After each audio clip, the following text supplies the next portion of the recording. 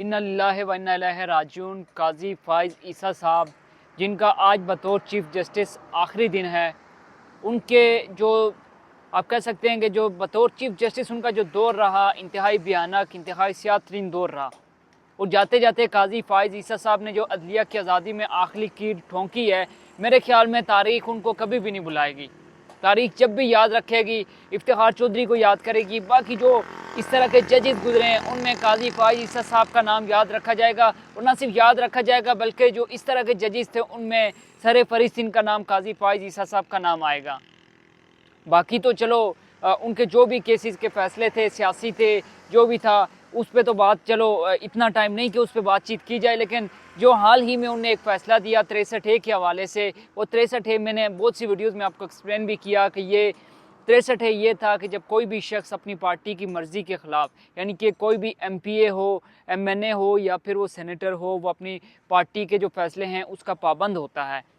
तो अगर वो अपने पार्टी के फ़ैसलों के बरक्स जाके किसी को वोट देता है, ना सिर्फ वो नाअहल होता था बल्कि उसकी जो रुकनीत थी मअतल हो जाती थी और उसका वोट भी काउंट नहीं होता था। काजी फ़ाइज़ ईसा साहब के सामने जब ये केस आया तो काजी फ़ाइज़ ईसा साहब को 2-3 चीज़ों की उम्मीद थी। काजी साहब को कहीं न कहीं से ये यकीन दहानी करवाई गई थी कि आपको हम लोग जो बतौर चीफ़ जस्टिस हैं आपको जो हम एक्सटेंशन देंगे। और जब एक्सटेंशन की बात हुई तो काजी साहब अपने मतलब का तो वो आप कह सकते हैं कि वो कानून निकाल सकते हैं। तो जब काजी फ़ाइज़ ईसा साहब को ये कहा गया कि आपको एक्सटेंशन देंगे और आप करें, तो उन्होंने फिर कहा कि 63A में जो है वो तब्दीली मुमकिन है।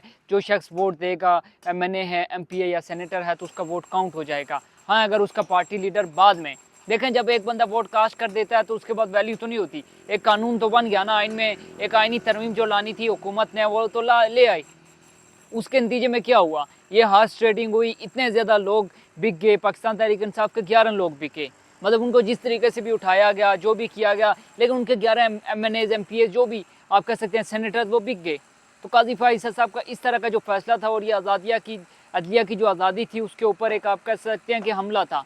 कल बिलावल भुट्टो ज़रदारी साहब ने एक बरतानवी खबर नशरियाती इदारा जो है BBC, उसको इंटरव्यू दिया और उसमें उन्होंने ये कहा कि काजी फ़ाइज़ साहब की मदद के बगैर हम लोग ये आइनी तरमीम नहीं कर सकते थे।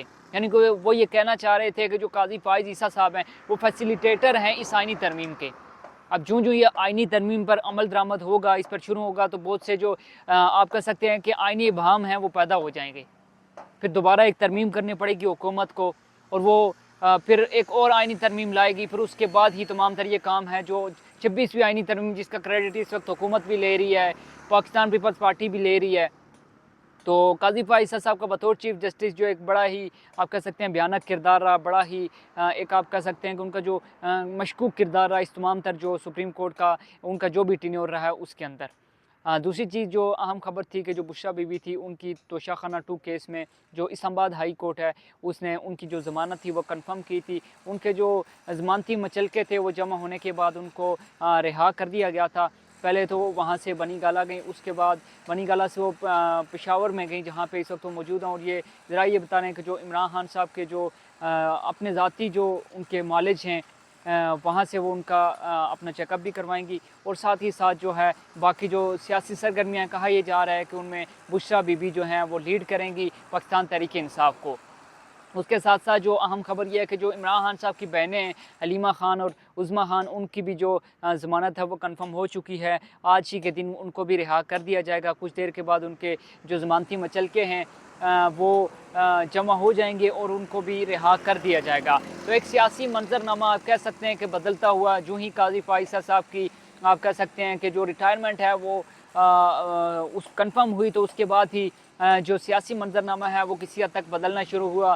पहले इमरान खान साहब को एक्सेस नहीं दी जा रही थी उनके जो वकला हैं उनके साथ, फिर हमने देखा कि कल उनकी मुलाकात भी हुई, बुशरा बीबी की फिर रिहाई भी मुमकिन हो सकी। साथ साथ जो इमरान खान साहब की जो बहनें हैं उनकी ज़मानत भी कंफर्म हो गई। और अब कहा यह जा रहा है कि इमरान खान साहब की जो अपना ज़ाती मुआलिज है फैसल सुल्तान, उनको भी मेडिकल टीम में शामिल कर लिया गया है। तो कहा यह जा रहा है कि जो सियासी मंजरनामा है वो काफ़ी हद तक बदलता जा रहा है। देखना यह है कि जब नए चीफ़ जस्टिस हैं जो जस्टिस यहिया आफरीदी साहब जब वो अपने ओहदे का हल्फ उठाते हैं और वो बाकायदा तौर पर प्रैक्टिकली अपना जो काम है वो शुरू करते हैं, तो उसके बाद चीज़ें क्लियर होंगी और तकरीबन 1-1.5 माह में जो डायरेक्शंस हैं वो क्लियर हो जाएंगी। लेकिन अगर तारीख देखी जाए तो जो जस्टिस यहिया आफरीदी के हवाले से कहा जाता है कि बड़े ही मोतबर जज हैं, बड़े ही उनके जो काम हैं वो काफ़ी ज़्यादा एपॉलिटिकल है, यानी कि उनका कोई भी ऐसा जो किरदार है वो मशकूक नहीं है। बहरहाल ये तो आने वाले 1.5 से 2 माह में कन्फर्म हो जाएगा, क्लियर हो जाएगा। अब पाकिस्तान तहरीक इंसाफ की डायरेक्शन को देखना होगा, उसको समझना होगा कि क्या वो यहिया आफरीदी को बतौर चीफ जस्टिस वो तस्लीम करते हैं या उनके खिलाफ कोई प्रेस रिलीज जारी करते हैं और कहते हैं कि हमें जस्टिस यहिया आफरीदी साहब बतौर चीफ जस्टिस मंजूर नहीं है। लेकिन ये भी देखना होगा। तो बहरहाल ओवरऑल सिचुएशन यही है कि इस वक्त जो काजी फ़ाइज़ ईसा साहब हैं उनका आज आखिरी दिन है। दोपहर का खाना जो जजेस हैं उनकी तरफ से दिया जाएगा, जिसमें जो उनके दरीना साथी थे या दरीना दोस्त थे मंसूर अली शाह साहब, उन्होंने इस अशाइये में शिरकत करने से इनकार कर दिया है। वो नहीं आएंगे क्योंकि वो सऊदी अरब जा रहे हैं।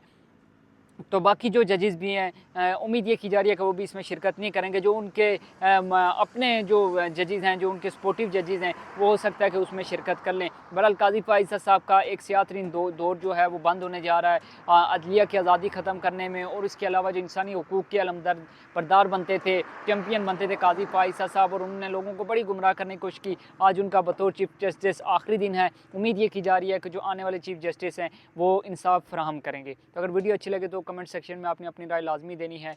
चैनल को सब्सक्राइब लाजमी करना। अभी तक के लिए मुझे दीजिए इजाज़त। अल्लाह हाफ़िज़।